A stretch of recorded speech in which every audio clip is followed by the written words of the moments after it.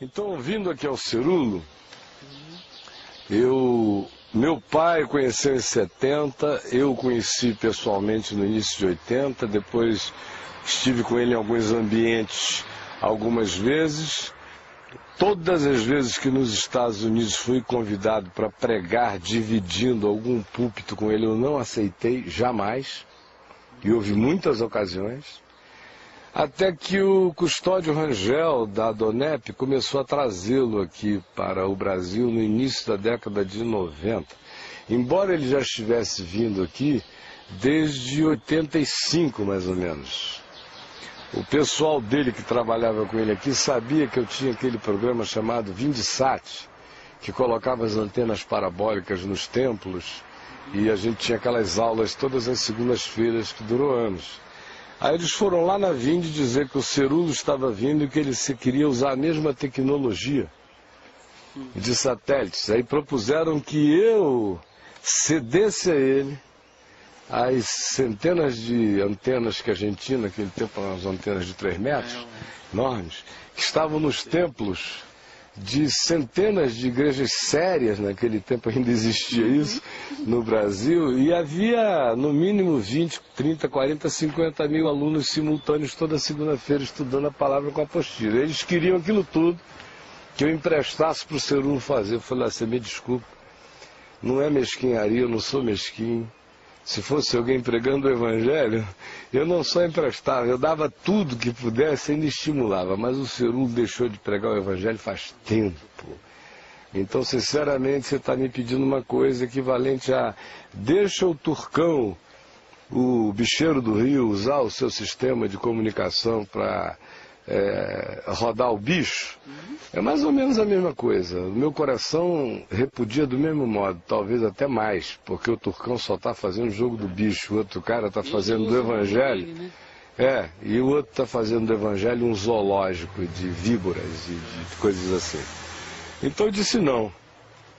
Aí eles puseram umas antenas por aí, fizeram essas coisas. Aí passa mais um tempo, final da década de 80, o meu amigo Lácio Pontes, que eu espero que esteja nos vendo aqui agora, ele está na Califórnia, e a esposa dele, queridíssima Bárbara, ambos são diretores, produtores de televisão, sabem tudo, vão de cameraman na produção dos shows mais sofisticados. Eles já vinham fazendo shows industriais de apresentação de produto com tanta técnica na América que se tornaram dos melhores. Eu já os vejo usando holograma em shows de tecnologia há anos. Eles são caras da pesada. Aí eles estavam de férias no Brasil, porque ele é brasileiro, era americano. E alguém, sabendo que eles são tão bons, estavam aí, os contrataram para fazer direção de um desses cultos, cruzadas, campanhas do Cerulo aqui, final da década de 80. Aí eles foram, sabiam assim do Cerulo, mas não tanto. E ela, inclusive, filha do vice-presidente da organização Billy Graham. E todo mundo evangélico com o qual eles tinham trabalhado na América era o mundo considerado sério. O pessoal do lado do Billy. E aí foram. Quando chegaram lá foi chocante, porque eles chegaram cedo para preparar a iluminação, o ambiente, posicionar as câmeras, ajuste, cor, temperatura de cor, tudo aquilo que precisa horas antes para as câmeras estarem alinhadas, luz bem feita, som passado, tudo certo. De repente, 1 hora antes de começar o evento, começam a chegar dezenas de cadeiras de rodas novinhas, empurradas por um pessoal, e o diretor da cruzada dizer, essa fica ali, aquela ali, bota um X no chão, bota ali em cima, tal, ajusta a luz, o canhão. Ajustaram tudo, aí depois chegou aquela horda de paralíticos andando. Eram os caras que tinham sido contratados para serem curados na hora do show. Aí ficaram lá. Podia ficar sentadinho, dando uma de paralítico. Aí abriram o portão para o povo, coitado, otário, crédulo, cheio de esperança e carência, entrar para ser curado. E o Lácio olhou para aquilo e falou, escuta, mas o que está acontecendo? Ele disse que se negou a crer. que o ardil era daquele tipo de diabolicidade que ele estava vendo. Ele falou, não é possível. O que é? Não se preocupa com isso não, isso é outra coisa. E todo mundo que ele perguntava, não é nada não, só corta na hora que a gente disser que você tem que cortar. Eu vou ficar aqui do lado dizendo, agora é aquele e você vai cortando.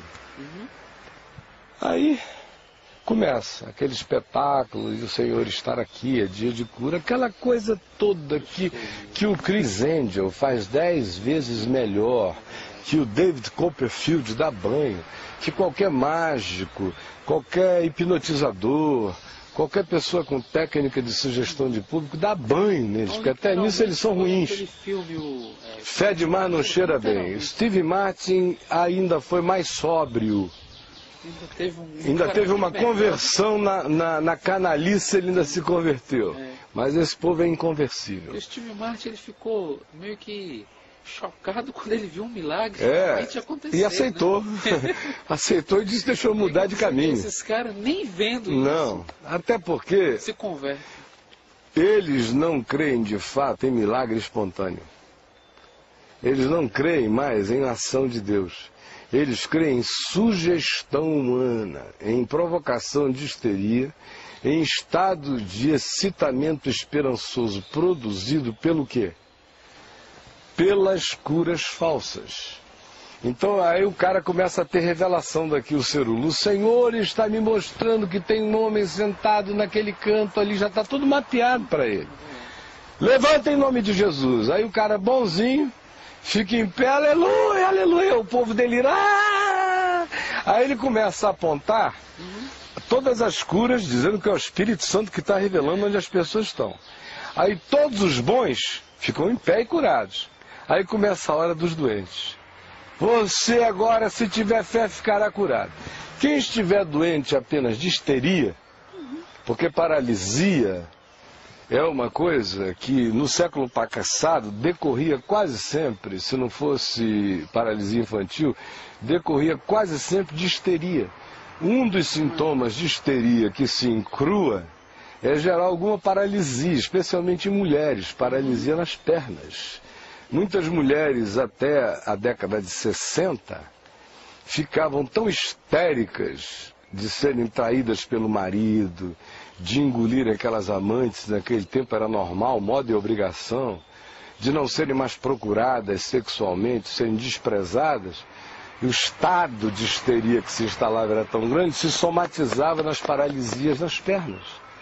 Então, quando um caso é esse, o excitamento da sugestão cura o paralítico. Aí ele não levanta em pé na hora assim, legal, mas ele vai fazendo aquilo que a gente vê ali no R.R. Soares, naquele negócio. Jesus nunca curou. Os paralíticos que Jesus curava tomavam leite, andavam e saltavam. Como bezerros no templo, não era aquela coisa assim, ó. Aquilo ali é cura de sugestão. Daqui a 10 dias, uma semana, se a pessoa tiver uma tristeza, uma decepção, um choque, volta tudo de novo. Então, quando começou a hora dos doentes verdadeiros, o Lácio disse que aí foi o espetáculo mais demoníaco que ele já viu na vida dele. Era pré-medieval. Eram aquelas velhinhas tentando se levantar na cadeira em nome de Jesus e rebolando pela arquibancada. Foi um negócio tão horroroso que a mulher dele... Eu um show desse na Cidade de Deus, um suposto missionário vindo de Goiânia. Eu lembrei aqui do... Então, olha só, ele tinha uma senhora de 50, 60 anos na cadeira de rodas. E meu pai era pastor nessa época lá na Assembleia de Deus. E eu, pequeno, menino, estava lá e acompanhando aquilo, fiquei um pouco chocado de ver ele forçar a mulher a se levantar. Então ele falava, você vai ter que ser curada agora, em nome de Jesus, e fazia aquele espetáculo todo. E aí ele pegou a mão, pela mão da mulher e a senhora a fez levantar. E a fez caminhar com ele segurando ela. E o final da história é que ela voltou para a cadeira porque ela não conseguiu. E ele considerou que tinha havido uma cura, mas que ela deveria continuar acreditando para que o milagre se concretizasse. Se realmente eu não conseguia assimilar aquilo muito claro, entender. Uma coisa interessante é que esses milagres que às vezes eu vejo na televisão, eles não